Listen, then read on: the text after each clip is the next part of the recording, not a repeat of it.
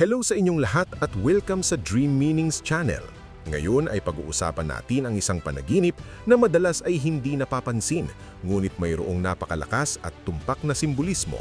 Ano ang ibig sabihin ng managinip na mga daliri? Makita ang iyong mga daliri, ang daliri ng ibang tao, mawalan ng daliri, magkaroon ng sobrang daliri, mga daliring bali, putol, marumi, mahaba, maikli, o anumang detalye na may kaugnayan sa mga daliri sa panaginip. Ang mga daliri sa panaginip ay isang napakakongkretong simbolo ng subconscious. Kinakatawan nito ang pagkilos, katumpakan, personal na kapangyarihan, kakayahang humawak sa buhay, komunikasyong hindi pasalita, at maging ang banayad na sensualidad.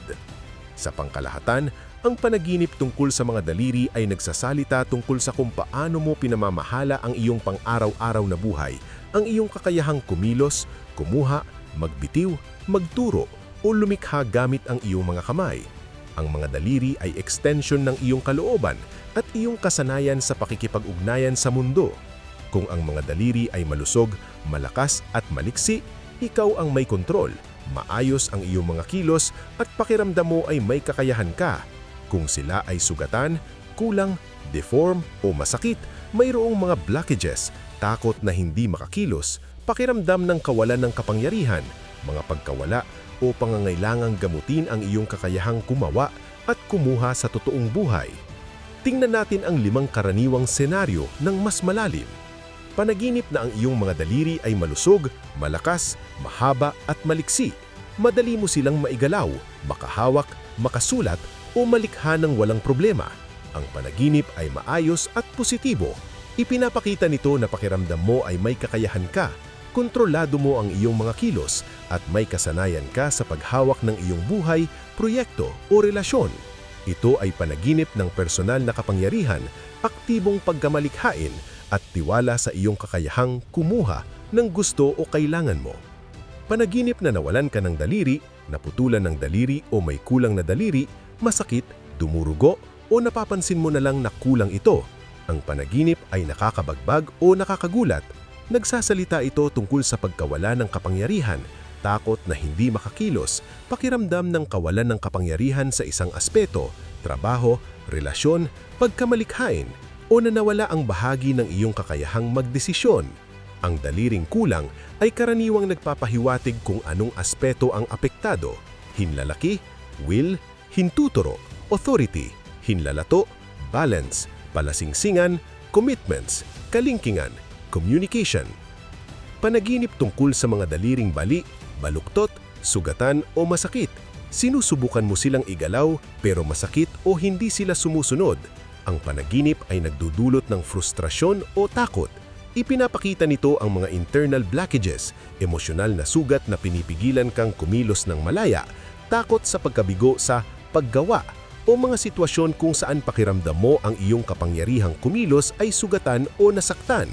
Ito ay tawag para gamutin ang anumang bumabali sa iyong kakayahang gumalaw sa buhay.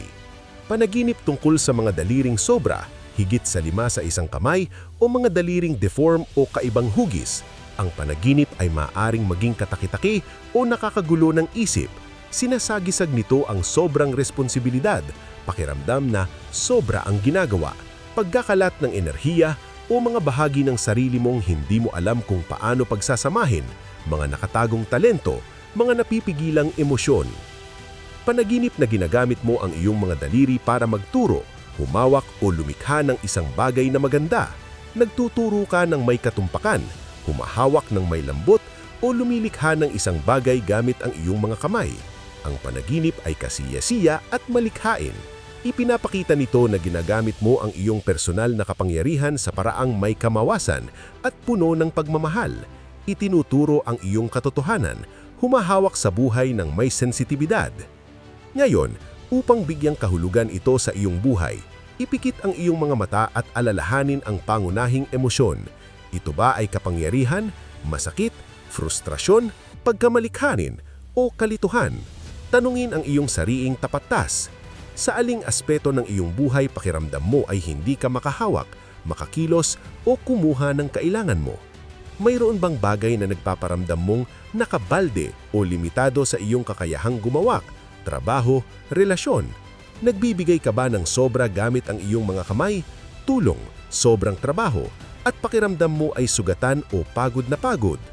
Anong daliri o kamay ang pinakamasakit sa panaginip? Ano ang kinakatawan ng daliring iyon sa iyo?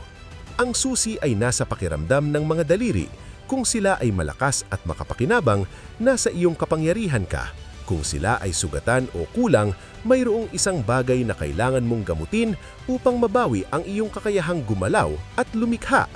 At iyon na muna, isang kumpleto at magalang na paggalagad tungkol sa panaginip tungkol sa mga daliri. Nagkaroon ka na ba ng ganitong panaginip? Ano ang naramdaman mo? I-share sa comments, like, subscribe at i-activate ang bell. Salamat sa pagpunta rito. Hanggang sa muli!